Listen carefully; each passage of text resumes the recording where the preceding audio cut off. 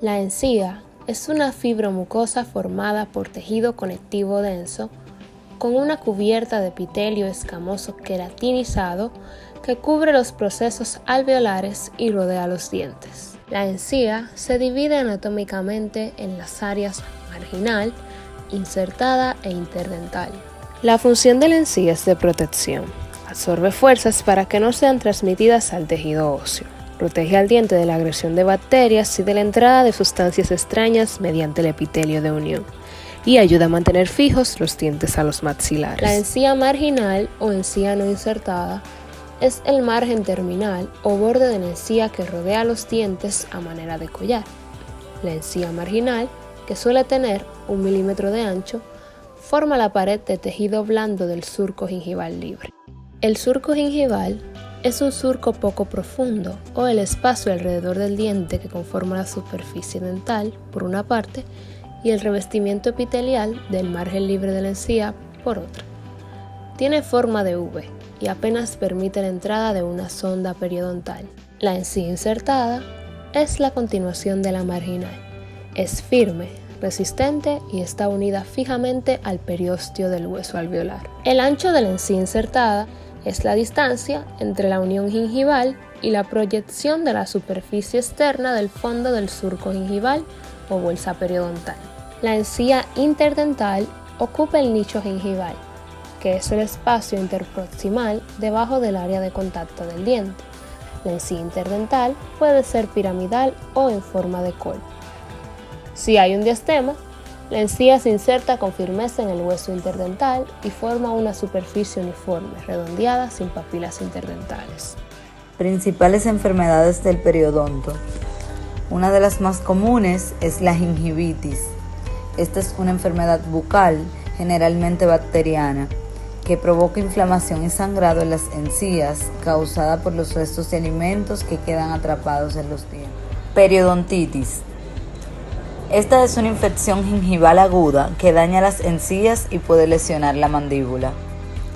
La periodontitis es común, pero bastante fácil de prevenir. La causa suele ser una mala higiene bucal. La periodontitis puede provocar la pérdida de dientes y es un factor de riesgos para las enfermedades de corazón y pulmón. Los síntomas incluyen inflamación, enrojecimiento y sensibilidad de las encías. Las patologías antes señaladas no solo afectan los dientes naturales. Cuando este tipo de enfermedades en las encías se dan sobre las piezas implantadas con la pérdida de hueso alrededor de los mismos, lo llamamos periimplantitis. No solo se ven afectados los tejidos blandos de la cavidad oral, sino que también se produce una destrucción progresiva de la masa ósea que da irrigación y sujeción al implante. Recesión gingival, o también conocido como recesiones de encía. Esta consiste en una pérdida de encía en uno o varios dientes, no necesariamente acompañados de enfermedades periodontales. Esta pérdida de encía puede deberse a una técnica de cepillado demasiado agresiva, una encía excesivamente fina o la existencia de un frenillo que tira de esta. Características clínicas normales de las encías. Lo primero que debemos tener en cuenta debe ser que la encía tenga un tono rosado, aunque es cierto que hay encías más oscuras dependiendo del color de piel. Pero en general, esta señal indica que la irrigación sanguínea de la mucosa es correcta. Otro punto que nos debe llamar la atención es el grueso de la encía. Normalmente una encía enferma se presenta engrosada, hinchada, mientras que una sana se aprecia delgada.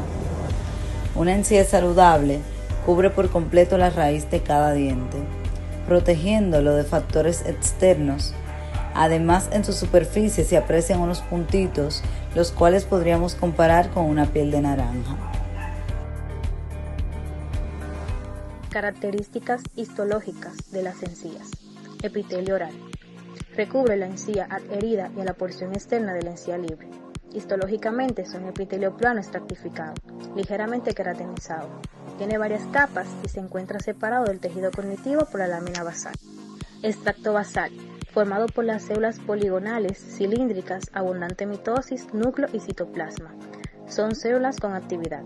Estrato espinoso, formado por células más aplanadas con menos citoplasma. Extracto granuloso, formado por células más aplanadas aún con gránulos de queratoalina en su interior. Extracto córneo, formado por queratina. Tienen abundantes papilas y se encuentran separados del conectivo por la lámina basal. El 90 al 95% de las células del epitelio son queratinocitos. El resto son melanocitos, células ovoides con gránulos negros de melanina. Células dendríticas derivan de la célula CD34 de la médula ósea a través del torrente sanguíneo y llegan al epitelio y se transforman en células de Langerhans. El epitelio del sulco se encuentra por la zona interna de la encía libre.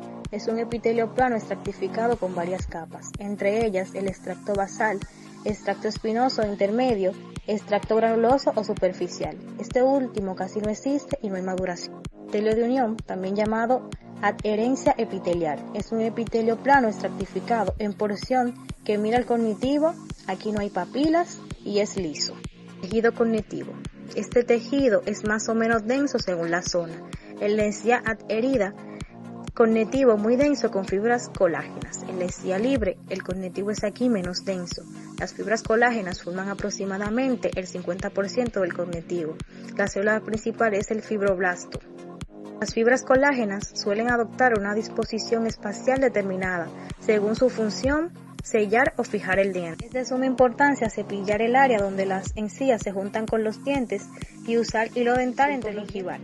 Si se permite que la placa se acumule en las encías alrededor de la base, estas podrían inflamarse y sangrar.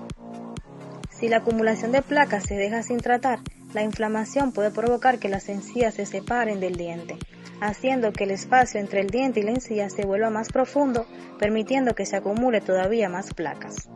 Esta profundización del sulco, también conocida como la formación de una bolsa periodontal, es uno de los mayores indicadores iniciales que usan los dentistas para detectar la enfermedad periodontal de las encías. Fibras gingivales. El tejido cognitivo de la encía marginal es densamente colágeno y contiene un prominente sistema de haces de fibras colágenas llamadas fibras gingivales, las cuales tienen la función de ajustar la encía marginal firmemente contra el diente, proveer la rigidez necesaria para el soporte de las fuerzas masticatorias sin que la encía sea separada de la superficie del diente, unir la encía marginal libre al cemento radicular y a la encía insertada adyacente.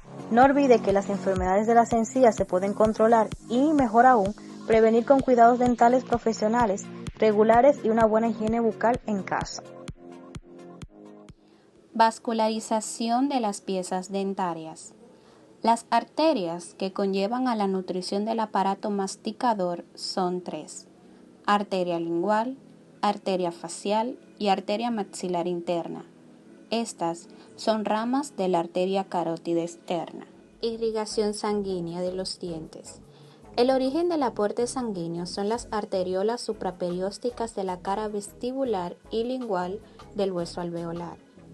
Las arteriolas que emergen de la cresta del septum interdental y, en menor grado, las arteriolas del ligamento periodontal.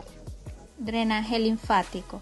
Comienza desde los linfáticos de las papilas conectivas y progresan hacia las redes colectoras externas al periósteo del proceso alveolar, allí a los nódulos linfáticos regionales, en especial al grupo submaxilar.